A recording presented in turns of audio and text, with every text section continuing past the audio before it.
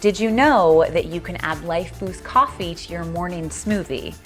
Today, we're making a smoothie using avocado, which because it's rich, creamy, and has so many healthy fats, is a great pairing with the coffee. And we're also gonna add a lot of other nutrient-rich foods to give you a really nutritious start to your day. So, are you ready to avo coffee? Let's get into it. Okay, so let's add the cold brew. All right, let's add our half a cup of kale, get that avocado in there, raspberries packed full of antioxidants, yogurt for really good probiotics, protein powder because we all need protein. Now we're gonna throw in some chia seeds.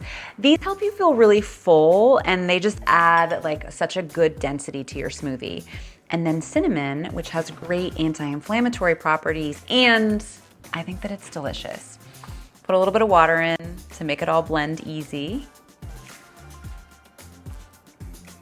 And now let's blend.